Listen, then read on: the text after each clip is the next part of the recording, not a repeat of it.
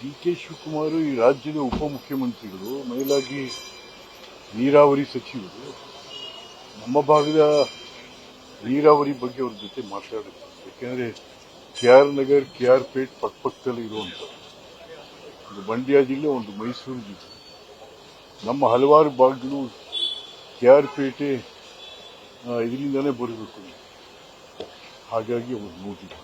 ಈಗ ಕಾಂಗ್ರೆಸ್ ನಲ್ಲಿ ಸಿಎಂ ವಿಚಾರವಾಗಿ ಆ ಎರಡು ಬಣದ ಮಧ್ಯೆ ತಿಕ್ಕಾಟ ನಡೀತಾ ಇದೆ. ಒಪ್ಪಂದ ಆಗಿದೆ, ಒಪ್ಪಂದ ಆಗಿಲ್ಲ ಅಂತ ಕೆಲವರು ಅಂತಾರೆ. ಸುಮ್ಮನೆ ಅನಾವಶ್ಯಕ. ಅದು ಎಂತಾದ್ರೂ ಮುಖ್ಯಮಂತ್ರಿ ಹಬ್ಬಿಸ್ತಾ ಇರ್ತಕ್ಕಂಥ ಗೋಜಲು ಇದು. ನಾವು ಸುಮ್ಮನೆ ಅನಾವಶ್ಯಕವಾಗಿ ಮುಖ್ಯಮಂತ್ರಿನ Congress party name and fame ಹಾಳು ಮಾಡ್ತಾ ಇದ್ದಾರೆ. ಯಾಕಂದ್ರೆ ಅವ್ರೇನು ಕಾಂಗ್ರೆಸ್ ಕಟ್ಟಿದವರಲ್ವಲ್ಲ, ಹಾಗಾಗಿ ಅವ್ರಿಗೇನಾಗಬೇಕಂತ ಅವ್ರಿಗೆ ಮುಗೀತಲ್ಲ. ಹಾಗಾಗಿ ಅನಾವಶ್ಯಕ. ಯಾರಪ್ಪ ಇವ್ರನ್ನ ಕೇಳ್ತಾ ಇರೋರು? ಈ ಮಂತ್ರಿಗಳನ್ನ ಯಾರು ಕೇಳ್ತಾವ್ರು? 5 ವರ್ಷ 3 ವರ್ಷ ಯಾರು ಕೇಳ್ತಾವ್ರು? ಸುಮ್ಮನೆ ಇವರು 5 ವರ್ಷ ಅವರೇ ಇಲ್ಲ. News and childish. Thank you sir.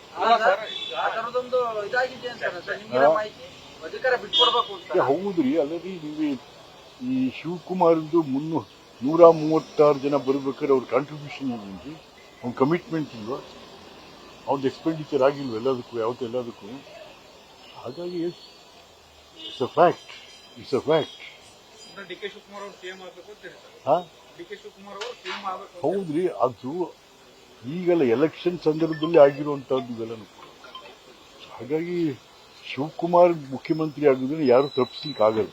Sir, ಈಗ ಮೂಡಾದಿಂದ 300 ಕೋಟಿ ಆಸ್ತಿನ ಇಡಿ ನೋಟ್ ರಿಲೀಸ್ ಮಾಡಿದ್ರು. ಬಟ್ ಸಿದ್ದರಾಮಯ್ಯನವರು ಹೇಳ್ತಾರೆ ಇದೊಂದು ರಾಜಕೀಯ ಪ್ರೇರಿತ ಪ್ರೆಸ್ ನೋಟ್ ಅಂತ. ಹೌದೌದು. ಅವ್ರು ಸುಟ್ರೆ ಅವ್ರದನ್ನ ರಾಜಕೀಯ ಪ್ರೇರಿತ, ಅವ್ರಿಗೆ ಬೇಷ್ ಅಂತಾರೆ. ಒಬ್ಬ ಮುಖ್ಯಮಂತ್ರಿಗಳು ಇಷ್ಟು ಮರ್ಯಾದೆ ಕಳ್ಕೊಂಡು ಆ ಮೂಡ ಯಾರ್ದ್ರಿ ಇದು? ಇಡೀ ಮೈಸೂರು ನಗರದ ಬಡವರ ನಿವೇಶನ. ಒಬ್ಬ ಮನುಷ್ಯ ಏನ್ ಕೇಳ್ತಾನ್ರಿ? ಏನಪ್ಪಾ, ನಾನು ನೆಮ್ಮದಿಯಾಗಿ ಬದುಕೋದು ಸುಖ ಅಲ್ಲ, ನೆಮ್ಮದಿಯಾಗಿ ಬದುಕಕ್ಕೆ ಒಂದು ಸೈಟ್ ಕೊಡಪ್ಪ, 20-30 ಕೊಡಪ್ಪ ಅಂದ್ರೆ ಮನೆಯವರೇ ಬರ್ಕೋ, ಸ್ನೇಹಿತರೇ ಬರ್ಕೋ, MLAಗಳೇ ಬರ್ಕೋ, ಯಾರ್ಯಾರೋ ಬರ್ಕೋ. ಅದು ಏನೋ ಅಯ್ಯೋ. ವಿಜಯನಗರ ಸಾಮ್ರಾಜ್ಯದಲ್ಲಿ ಚಿನ್ನ, ಬೆಳ್ಳಿ, ವಜ್ರ, ವೈಡೂರ್ಯ ಬೀದಿಲಿ ಮಾರ್ತಾ ಇದ್ರಂತೆ. ಸಿದ್ದರಾಮಯ್ಯನ ಕಾಲದಲ್ಲಿ 50-80 ಸೈಟ್ ಎಷ್ಟು ಗೊತ್ತೇನ್ರಿ? 1200 ರೂಪಾಯಿ ಮೈಸೂರಲ್ಲಿ. 1200. ಅವ್ರ ಹೆಂಡತಿಗೆ 14 ಸೈಟ್ ಕೊಟ್ಟಿದ್ರು, 21,000. ಎಷ್ಟಕ್ಕೆ? 14 ಸೈಟ್ಗೆ. ಯಾವ ಕಾಲದಲ್ಲಿತ್ತು ಸ್ವಾಮಿ? ಹಾಗಾಗಿ ಇವತ್ತು ಮೈಸೂರು ವಿಜಯನಗರ ಸಿದ್ದರಾಮಯ್ಯನ ಕಾಲದಲ್ಲಿ ನಾಚಿಕೆ ಆಗ್ಬೇಕು. ನ್ಯೂಸ್ ಫಸ್ಟ್, ನಿರ್ಭೀತಿಯಿಂದ ನಿಮ್ಮ ಪರವಾಗಿ.